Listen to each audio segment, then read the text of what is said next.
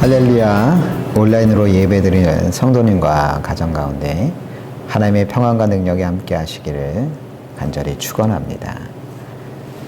세상을 처음 창조하실 때 하나님은 보시기에 심히 좋았다라고 했지만 아담과 하와의 타락 이후에 인간은 계속 죄를 더욱 지어갔고 그 모습을 본 하나님은 마음이 많이 아프셨습니다. 불순종과 살인, 싸움과 이기심, 교만과 욕심 등으로 점차 자신의 영혼을 악한 영에게 팔아먹는 사람들을 보며 하나님은 이대로는 안 된다 판단하셨습니다. 그런데 그런 절망의 시대 속에서도 의인이요 완전한 자로 하나님과 동행한 사람이 있었으니 그가 바로 노아였습니다. 그래서 하나님께서는 자신의 뜻을 노아에게 창세기 6장 13절 같이 말씀하셨습니다.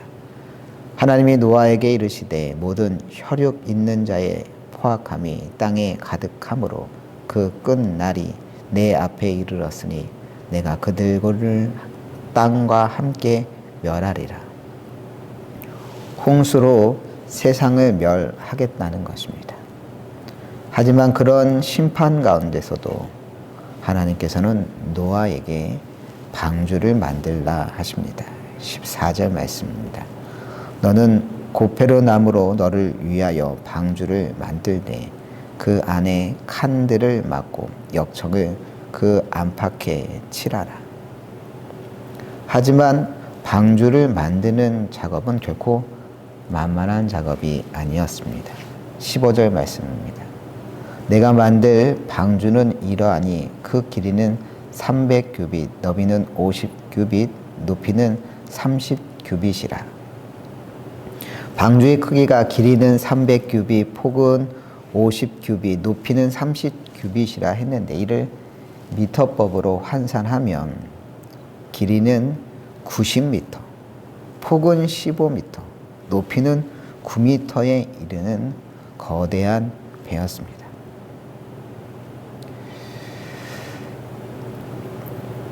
켄터키 주에 보면 방주를 그대로 재현하여서 만든 모형이 있는데 이 모형을 만드는 데만 해도 1억 달러, 우리나라 돈으로 1,400억 가량이 들었다고 합니다. 과학기술이 발달된 현대에서도 모형을 만드는 데도 이렇게 천문학적인 돈이 드는데 노아 시대에 이런 거대한 방주를 만드는 건 실로 엄청난 일이었던 것이죠. 당연히 이런 거대한 배를 만들기 위해서는 상당히 오랜 시간이 걸렸음에 분명합니다. 몇 달이 아니라 몇 년 아니면 몇십 년이 걸렸을지도 모릅니다. 많은 사람들이 노아를 보면서 비도 안 오는데 방주를, 그것도 90m짜리 방주를 만드는 걸 보면서 미쳤군, 미쳤어, 이렇게 손가락질했습니다. 세상이 물로 망한다는 것도 참으로 어처구니 없는 일인데 그 일에 대비하기 위하여 길이 90m가 넘는 엄청난 배를 만든다는 건 정말 제정신으로는 할 수 없는 일이라 생각했습니다. 그런데 그렇게 방주를 만든 후에는 어떻게 하라고 했느냐? 18절 함께 읽겠습니다. 그러나 너와는 내가 내 언약을 세우리니 너는 내 아들들과 내 아내와 내 며느리들과 함께 그 방주로 들어가고. 방주를 다 만든 후에 노아만 들어가라 하지 않으셨습니다. 누가 들어가라고요? 내 아들들과 내 아내와 내 며느리들과 함께 방주에 들어가라 하셨습니다. 사실 노아야 하나님의 말씀을 직접 들었으니까 그렇다 쳐도 노아의 자식들 셈, 함, 야벳은 참 많이 힘들었을 겁니다. 나중에 방주에 들어가는 건 고사하고 사실 방주를 만드는 일부터 아버지 노아와 함께 그들은 그 일을 감당해야 했습니다.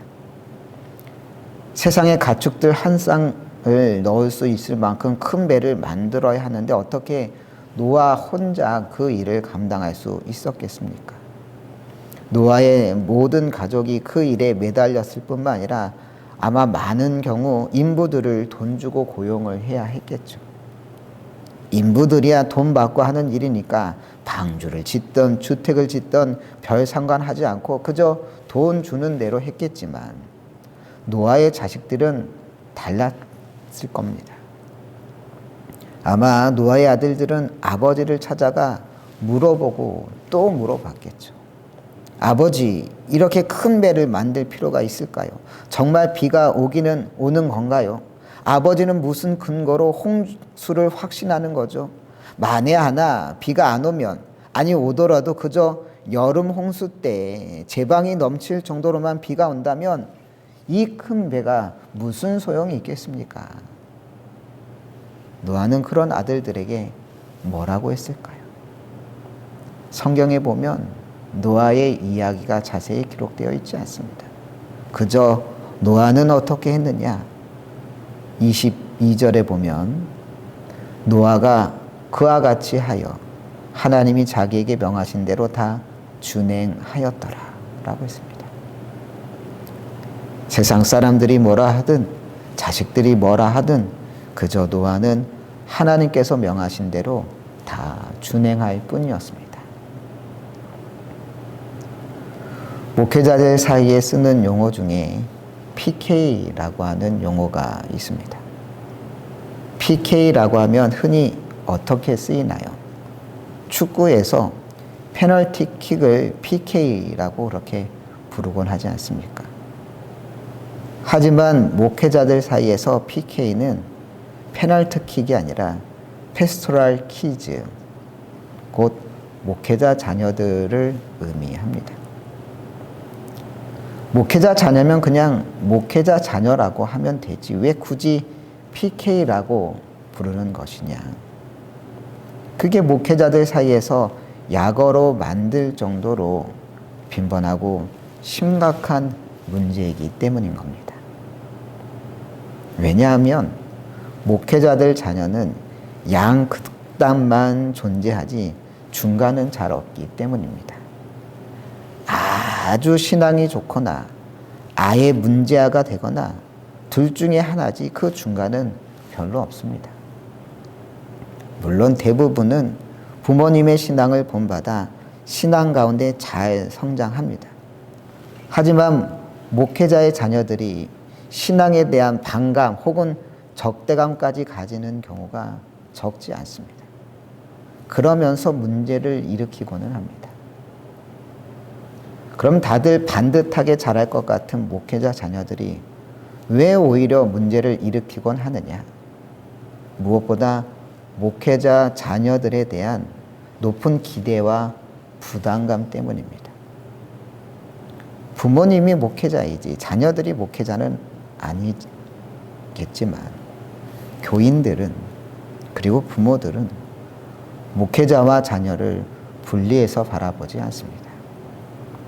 그러다 보니 교인들은 흔히 목사님 자녀니까 당연히 모범적이어야지라고 생각하곤 합니다.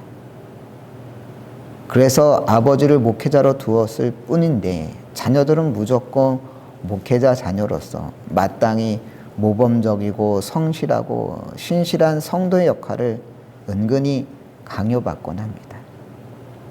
이러다 보니 이러한 은근한 강요가 오히려 목회자 자녀들의 반발심을 더 키우고는 합니다.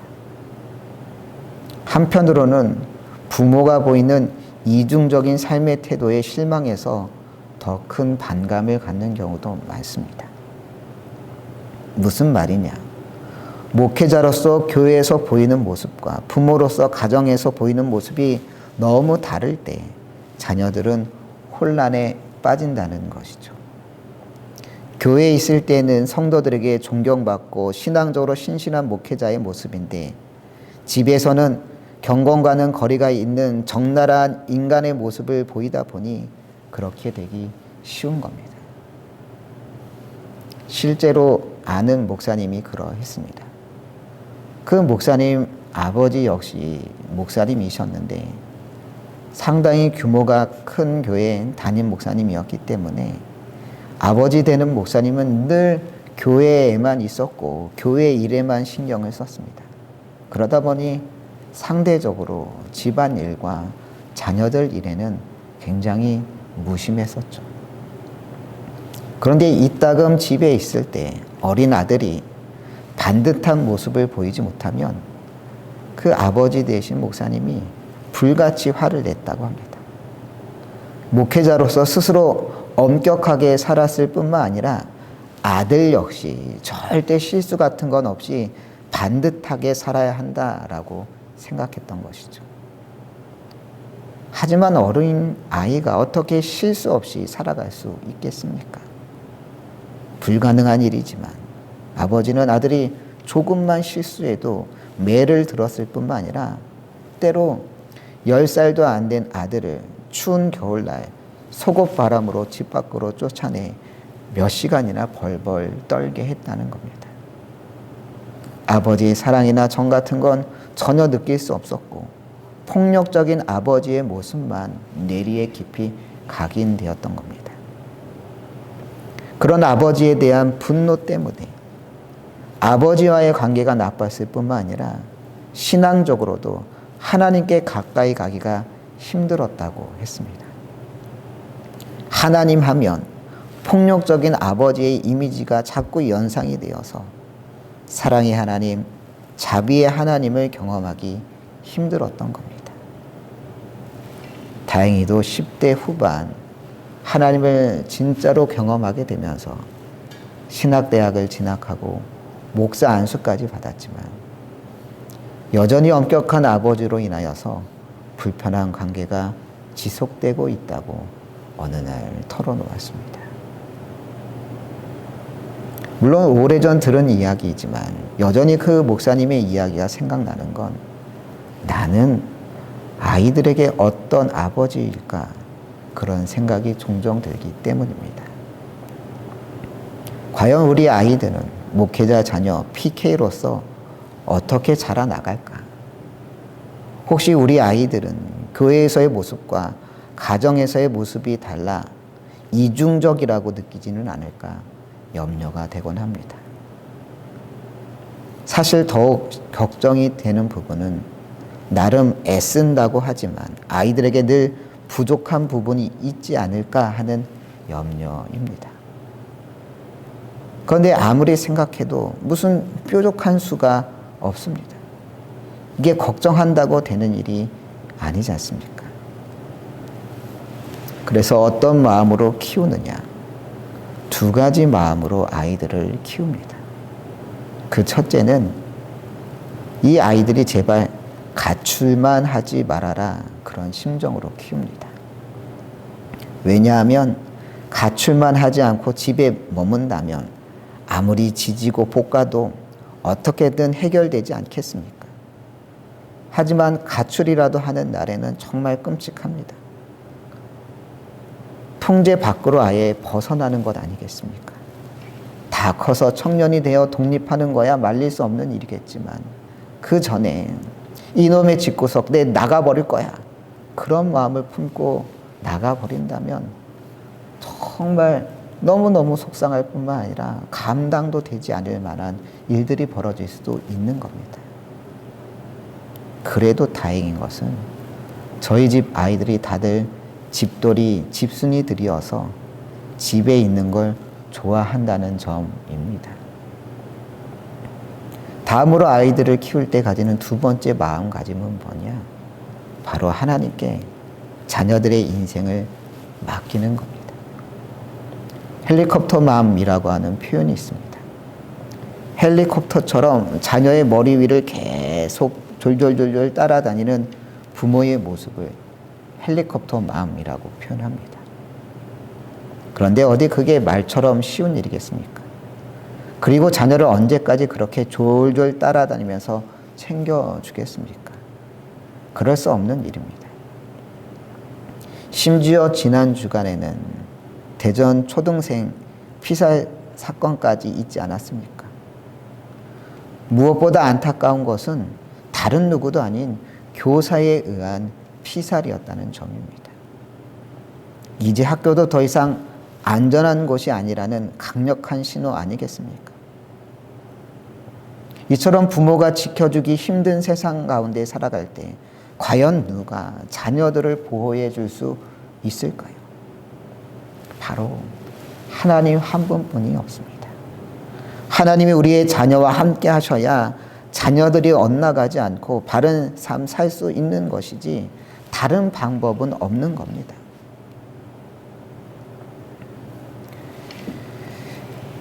그렇습니다. 우리가 자녀들을 위해 할 수 있는 가장 최선의 일은 주님께 맡기는 일인 줄로 믿습니다. 우리가 뭐라고 자녀의 인생을 책임질 수 있겠습니까? 그럴 수 없습니다. 그럼에도 자녀들의 앞날을 생각하면 불안하고 초조한 게 사실입니다. 그렇다면 더욱 기도해야 할 줄 믿습니다. 주님께서 저들 삶의 주인이 되시고 인도자가 되어달라고, 그래서 저들의 발걸음을 주관하시고 저들이 가는 인생길이 주님께서 열어주시는 축복의 인생이 되게 해달라고 우리는 더욱더 기도해야 할 줄로 믿습니다. 잠언 16장 3절은 말합니다. 너의 행사를 여호와께 맡기라. 그리하면 내가 경영하는 것이 이루어지리라. 우리의 행사뿐만 아니라 우리 자녀의 모든 일까지도 오직 여호와 하나님께 맡길 때 주님께서 저들의 인생을 형통의 길로 인도하시고 축복하실 줄로 믿습니다. 진정 이 믿음으로 모든 것 주님께 맡길 수 있는 여러분 되시기를 소망합니다. 그렇다면 부모가 하나님께 맡기기만 하면 모든 할 일은 끝이냐? 그것은 아니죠. 자녀의 모든 삶을 주님께 맡기는 자 역시 노력하고 감당해야 할 일이 있기 마련입니다. 이 일 역시 노아를 통하여 알 수가 있는데, 노아가 하나님의 말씀대로 방주를 다 만들자 하나님께서는 노아에게 혈육 있는 모든 생물을 한 쌍씩 방주에 들어가게 하라고 명하셨고, 노아는 주님 말씀처럼 다 방주에 태웠습니다. 그러자 하나님께서 다시 노아에게 7장 4절과 같이 이야기하십니다. 이제 이래가 지나면 내가 40일 동안 밤낮으로 땅에 비를 내려서 내가 만든 생물을 땅 위에서 모두 없애버릴 것이다. 계속 밤낮으로 비가 내린다는 것입니다. 그것도 하루 이틀 비가 내리는 게 아니라 무려 40일 동안 내린다는 겁니다. 요새 눈이 자주 와 얼마나 어려움이 많습니까? 치우면 또 오고 치우면 또 오고 어느덧 눈 그만 좀 왔으면 좋겠네 이런 생각이 들더군요. 그런데 눈은 아니지만 비가 끊임없이 밤낮으로 40일 동안 온다고 하니 이 얼마나 끔찍한 일입니까? 그런데 그런 비를 통하여 하나님께서 모든 생물을 없앨 것이라 하셨습니다. 이런 상황 가운데 노아가 여전히 보여준 모습은 무엇이었느냐? 7장 5절에 이야기합니다. 노아가 여호와께서 자기에게 명하신 대로 다 준행하였더라. 여호와께서 명하신 대로 다 어떻게 했다고요? 다 준행했다고 했습니다. 이 말씀은 앞에서 읽었었던 6장 22절 말씀과 같은 내용의 말씀입니다. 앞에서도 다 준행하였지만 여전히 노아는 하나님의 말씀 앞에 준행하는 모습을 한결같이 보여주고 있습니다. 이 모습이 왜 중요하냐? 이게 노아가 자녀들에게 보여준 모습이기 때문입니다. 노아가 자녀에게 한결같이 보여준 모습은 하나님께서 명하신 대로 다 준행하는 모습이었습니다. 노아는 하나님의 명령 앞에 가타부타 하지 않았습니다. 그저 주님 말씀하시면 그 말씀대로 끝까지 밀고 나아갔습니다. 물론 세상은 노아를 인정해 주지 않았습니다. 세상을 향해 하나님의 심판을 경고하고 방주에 타야 그 심판을 면할 수 있다고 이야기해도 세상 사람들 중 어느 누구도 노아의 이야기에 귀 기울이는 사람 없었고 오히려 노아를 손가락질하고 비방하기 바빴습니다. 하지만 노아는 흔들리지 않았습니다. 늘 한결같은 모습으로 하나님의 뜻에 순종하며 주님의 명을 묵묵히 감당하고 수행했습니다. 그러니 노아의 자녀들은 어떻게 했겠습니까? 다른 말 할 여지가 있었겠습니까? 저 방주 안 탈래요. 이런 말 할 수 있었겠습니까? 그럴 수 없었습니다. 세상 모든 사람이 비난하는 가운데서도 여전히 방주를 만들고 아직 비가 한 방울도 오지 않는 순간에도 오직 주님 말씀대로 묵묵히 짐승들을 한 쌍씩 태우는 아버지 노아의 모습을 보고 어떻게 노아의 자녀들이 방주에 타라고 하는 그 명령 앞에 거부할 수가 있었겠습니까? 성경에는 가정과 자녀를 신앙으로 이끌며 담대한 선언을 했던 많은 인물들이 있는데 그중 대표적인 한 사람이 바로 여호수아입니다. 여호수아는 모세 이후에 이스라엘을 이끌며 가나안 정착이라는 어마어마한 과업을 이룬 인물입니다. 하지만 이스라엘 백성들이 가나안에 성공적으로 정착하면서 오히려 점점 더 가나안 문화에 동화되었고 심지어 가나안의 신들을 추종하기에 이르렀습니다. 참다 인내의 한계에 온 여호수아는 여호수아 24장 15절 같이 외칩니다. 만일 여호와를 섬기는 것이 너희에게 좋지 않게 보이거든 너희 조상들이 강 저쪽에서 섬기던 신들이든지 또는 너희가 거주하는 땅에 있는 아모리 족속의 신들이든지 너희가 섬길 자를 오늘 택하라. 더 머뭇거리지 말고 오늘 선택하라는 겁니다. 여호와를 섬기는 것이 정 마음에 들지 않으면 어정쩡하게 있지 말고 가나안의 신이든지 아모리 족속의 신이든지 너희들이 원하는 대로 택하라는 것이죠. 얼마나 열받았으면 이렇게까지 말하겠습니까? 하지만 이것으로 끝이 아니었습니다. 여호와의 본심은 15절 하반절에 등장하는데 여호수아는 뭐라고 이야기하느냐? 오직 나와 내 집은 여호와를 섬기겠노라. 너희들 마음대로 해봐. 하지만 나와 내 집은 여호와만을 섬길 거야 라고 선언하고 있는 겁니다. 여기서 더욱 주목해야 할 부분은 여호수아가 내가 여호와를 섬기겠다고 말하지 않았다는 점입니다. 나뿐만 아니라 내 집이 여호와를 섬기겠다고 말하고 있습니다. 이것은 일종의 신앙의 깃발을 꽂은 겁니다. 어쩌면 자녀들 중에서도 가나안 신앙에 흔들리는 자녀가 있었을지 모릅니다. 풍요로운 가나안 땅을 보며 순간적으로 가나안 신들의 이야기에 솔깃했을지도 모릅니다. 하지만 여호수아가 선제적으로 선언했습니다. 담대하게 우리 집은 여호와만 섬길 거야. 이렇게 집안의 가장으로서 여호수아가 나와 내 집은 여호와를 섬기겠다고 선언했는데 어떻게 그의 자녀들이 여호수아의 명을 거역할 수 있었겠습니까? 그들의 흔들렸던 마음을 바로 세우며 그렇습니다, 아버지. 우리 역시 아버지가 가셨던 그 신앙의 길을 가겠습니다. 그렇게 외치지 않았겠습니까? 실제로 그러했습니다. 여호수아가 나와 내 집은 여호와를 섬기겠노라 선언하자 백성들은 16절과 같이 화답했다 했습니다.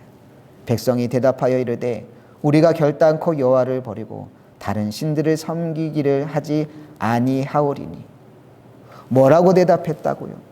우리가 결단코 여호와를 버리고 다른 신들을 섬기지 않을 것이라 답했습니다. 어떻게 이런 일이 일어났겠습니까? 여호수아가 흔들리지 않고 가야 할 신앙의 길을 먼저 제시했기 때문입니다.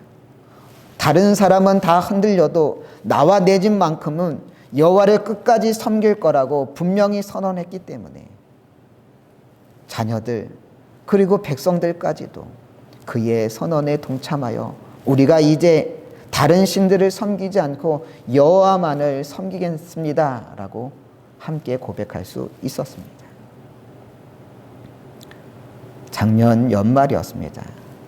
셋째, 넷째가 다니는 태권도 원장님이 전화를 주셨습니다. 이번에 승급 시험이 있는데 예린 예건이가 그 시험을 봤으면 좋겠다 하시는 겁니다. 그래서 그럼 이번 승급 시험을 보면 좋겠다 생각하고 있는데 원장님이 마지막으로 이렇게 덧붙여 이야기하셨습니다. 그런데 태권도 승급 시험이 주일에 있어요. 주일날 오전에 가능할까요? 그래서 다른 평일에 진행되는 승급 시험은 없냐고 물었죠. 그랬더니 이따금 평일에 진행되는 경우도 있지만 요새는 거의 주일에만 진행된다고 하시더군요. 어떻게 해야 고민이 되었습니다. 승급 심사에 통과해야 단증도 올라갈 것이고 그래야 태권도장 다니는 보람도 있을 텐데 앞으로도 승급 심사는 계속 주일에 있을 것 같은데 같이 배우는 친구들은 다 급수가 올라가는데 우리 아이들만 계속 그대로 머물러 있으면 아이들 의욕만 꺾일 텐데 사실 1년 전에 주일에 있었던 승급 심사 때는 참석시켰는데 하지만 다른 교회학교 아이들에게도 좋은 본이 되지 않을 것 같다는 생각이 들었습니다. 다른 학생들에게 가지 말라고 하기는 쉽지 않지만 적어도 우리 아이들은 주일 예배, 교회학교 예배의 자리를 온전히 지키는 모습을 보여주어야 하지 않을까 싶었습니다. 결국 고민 끝에 관장님께 이야기 드렸습니다. 죄송하지만 주일날 보는 승급 심사에는 참석이 어려울 것 같아요. 지난 2010년 11월 중국 광저우에서 아시안 게임이 있을 때 일입니다. 바둑 부문에 우리나라 국가대표로 출전한 조혜연이라고 하는 여자 선수가 있었습니다. 이 조혜연 선수는 평소에 신앙심이 깊은 것으로 알려진 선수였습니다. 그런데 하필 개인전 바둑 경기가 일요일, 주일에 잡혔던 겁니다. 그러자 조혜연 선수는 주일에 예정된 바둑 경기에는 출전하기 어렵겠다고 밝혔습니다. 그러자 국가대표 선수가 종교적 소신 때문에 국제경기 출전을 포기한 이 일이 국내에선 처음 있었던 일이라 큰 논란이 되었습니다. 어떤 사람들은 국가의 명예를 위해 주일에 경기 한 번 하는 것이 무슨 대수라고 그것을 거부하느냐 그렇게 비판했습니다. 그러면서 개독이니 뭐니 하면서 기독교인들은 나라도 모르냐고 막 험한 말을 내뱉었습니다. 일부 네티즌들은 그를 개혜연이라고 불렀고 이스라엘 신을 위하여 조국을 배신한다 그런 이야기까지 서슴없이 비난했습니다. 이런 비난 여론에도 불구하고 조혜연 선수는 주일에는 예배 외에 아무 일도 해선 안 된다는 주일 성수에 따라 이번 아시안게임 바둑 경기 중 일요일에 열리는 페어 종목에는 참가하지 않을 방침이라고 밝혔습니다. 대신 평일에 벌어지는 단체전에서 최선을 다하겠다라고 밝혔습니다. 다행히 주일에 열렸던 경기에 조혜연 선수 외에 다른 선수가 바둑을 두었는데 아주 잘 두어서 광저우 아시안게임 금메달을 그 선수가 획득할 수 있었습니다. 또한 단체전에 조혜연 선수가 참석하여서 단체전 경기에서도 우승할 수가 있었습니다. 이렇게 조혜연 선수가 자신의 신앙적인 신념을 지켜내자 바둑계도 조혜연 구단의 신념을 이해하고 주일에는 그녀의 바둑 대국을 편성하지 않는다고 합니다. 여러분, 조혜연 선수의 입장에 대해서 어떤 생각이 드시나요? 뭘 그렇게까지 하나? 그냥 눈 한번 딱 감고 국가를 위하여 주일에 바둑 한번 둘 수도 있는 거 아닌가? 그런 생각이 들지 않습니까?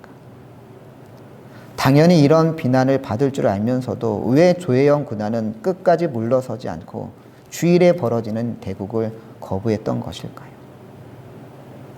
평소에만 주일을 성수하고 특별한 경우에는 자신의 상황에 맞춰 주의를 보내는 것은 온전한 모습이 아니라고 믿었기 때문입니다. 온전한 주의 성수는 내 형편과 상황에 따라서 지키는 주의 성수가 아니라 설사 중요한 바둑 경기가 있다 하더라도 그런 상황에 흔들리지 않고 하나님 앞에 온전히 서는 것이 참된 신앙이라 믿었던 것이죠. 사람들의 눈치를 봐가며 하는 신앙이 아니라, 상황에 따라 달라지는 신앙이 아니라, 주님이 말씀하시면 흔들리지 않고 그 말씀대로 순종하는 신앙인이 되고자 했던 것입니다.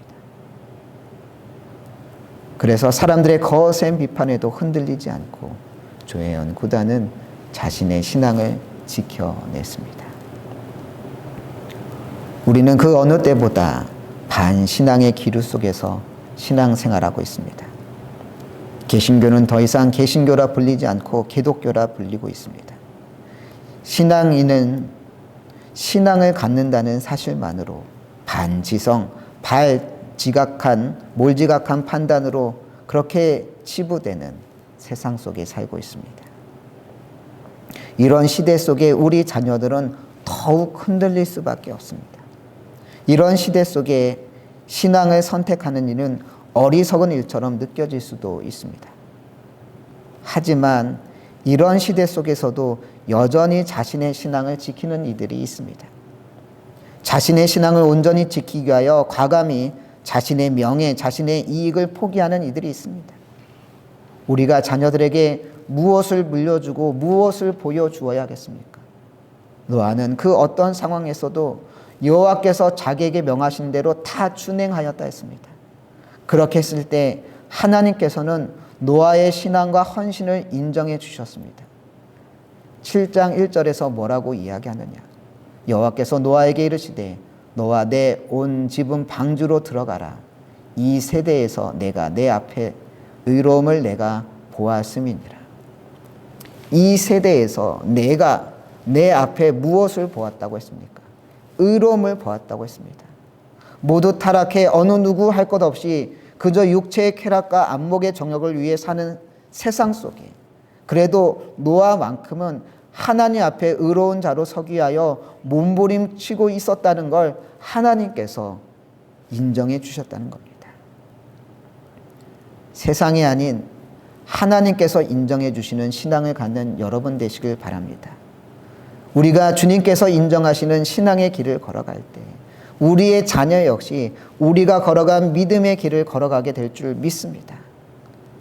신앙의 명맥이 진정 강같이 흐르는 신앙의 명문 가정 되시기를 간절히 축원합니다.